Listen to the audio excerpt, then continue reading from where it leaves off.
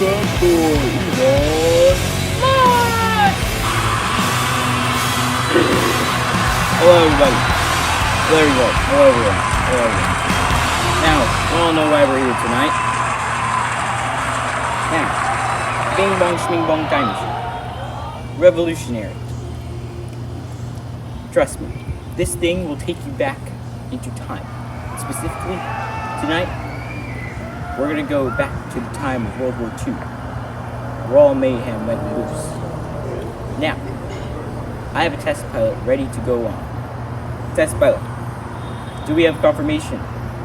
Yes, all systems clear. You have the green light. Good, because this thing will take like half the power of New York. Come on, test pilot, come on up here. Ladies and gentlemen, Elon Musk, Bing Bong Time Machine.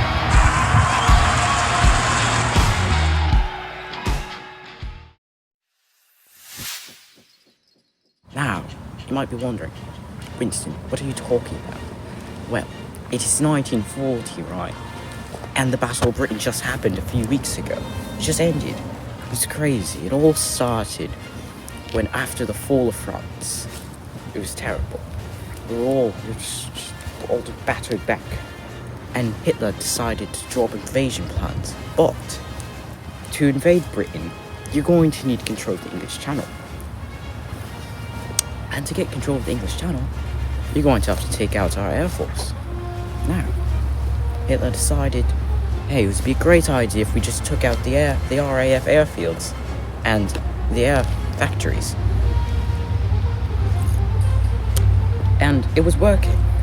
And we were losing a lot of fighters because this was so sudden, it was just disorganized, you know? And then Winston Churchill, very, very good Prime Minister. He was really a good chap. He was really helping us out through this whole war effort so far. Decided it's a great idea. What if we respond by bombing Berlin? And of course, it was very insignificant. Nothing really changed. From bird's eye view, really. If you look over, no damage really. But Hitler was furious. So he responded, you're going to bomb my city, I will bomb your cities. So, he got the Luftwaffe, the German Air Force, to start bombing British cities. London, Plymouth, Hull, you can name it, major cities, you got it bombed.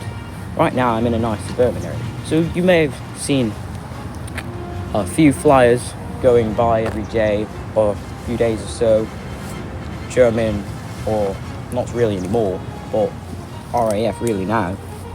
You'd be like, look over there, you could hear them and it goes it's crazy. Look, there's one above our heads right now. Look, right there. Oh, you just missed it. It's crazy. Anyways, so they started bombing our cities and children had to be evacuated back to the countryside, and it was nearly like an everyday normal for people to go into air raid shelters down underneath the streets below, and civilian casualties was very, very staggering, but the British people held out through. Now, you might be wondering, well, what's the RAF doing right now? Well, the RAF, this little attack on the cities gave the RAF some breathing room, to reorganize themselves and stuff. And this new piece of sci-fi technology called the radar, these large towers, as tall as that tree, even taller, maybe those trees over there, maybe as tall as that house behind me. So, and the Germans didn't really know what those were because, it was very new and everything, but essentially the radar system could ping what or where they are, and the RAF can act on it. And then this new crazy one-of-a-kind machine called the Enigma code. Yes, the Enigma code. It could crack secret German intelligence. So, say you're going to attack the city at said time with the radar system and the Enigma code. The RAF could just go over there and take out as many fighters as possible. And this was going good. That so much so that the Germans did stop their daytime raids and converted to night times because it would be much better for them to go underneath the cover of night. This kept going on and on and on and on and on and on and on. Keep it so. So one day the Luftwaffe just mustered up as many fighters as possible in an all-out battle over Britain. And thankfully, the RAF won, destroying so many Luftwaffe fighters. And fortunately, I was not in Britain at the time when they were fighting. Catastrophic damage, rebuilding and everything right there. So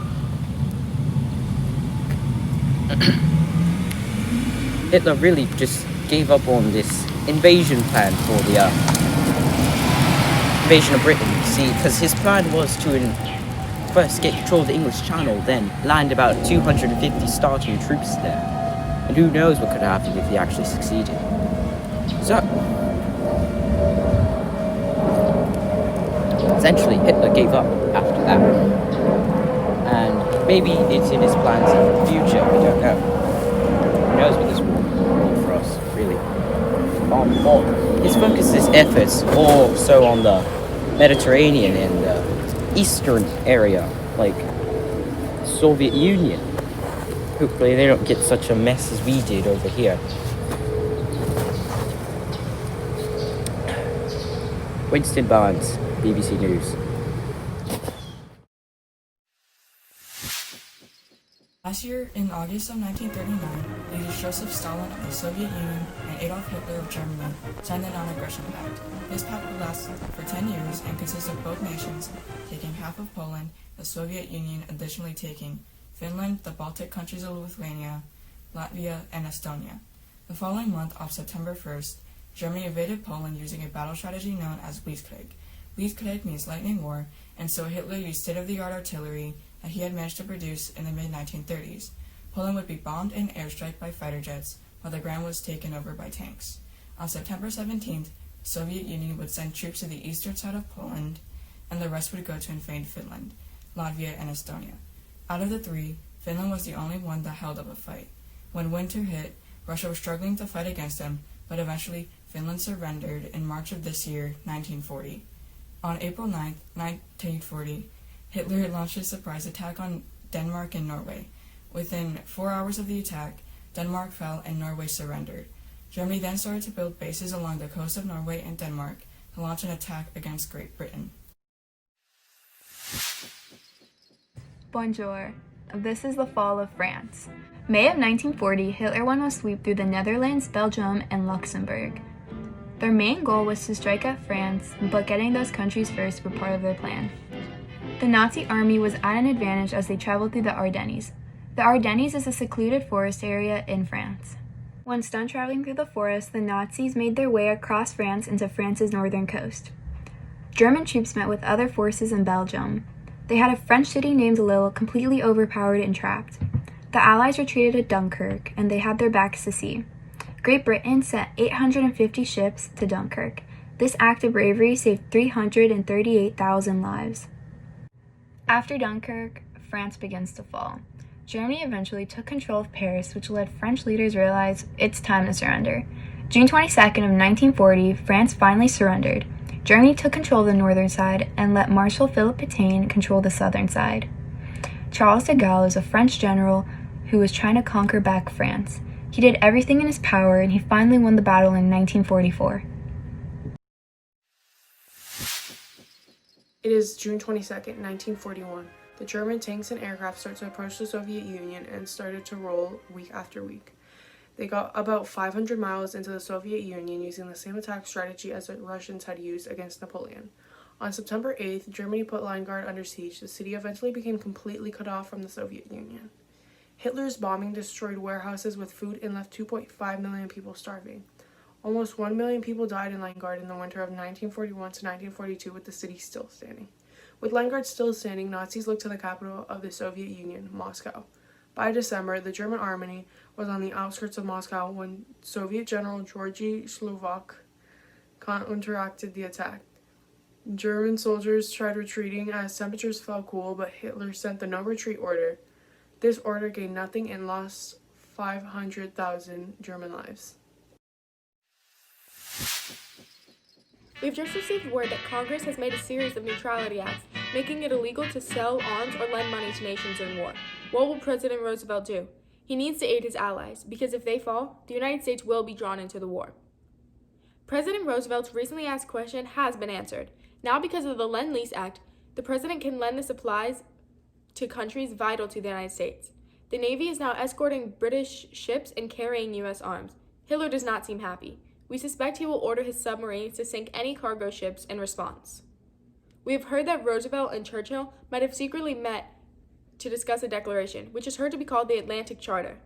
We have not heard much from this declaration, except that it sought no territorial gain and it upheld the principles of free trade. It seems like a German U-boat fired on a U.S. destroyer in the Atlantic, and Roosevelt's response in ordering Navy commanders to shoot German submarines on sight has now entered the United States in an undeclared naval war with Hitler. Speculation is rising about the United States entering the war, but it does not look like Germany will be the cause. Rather, Japan is drawing them in.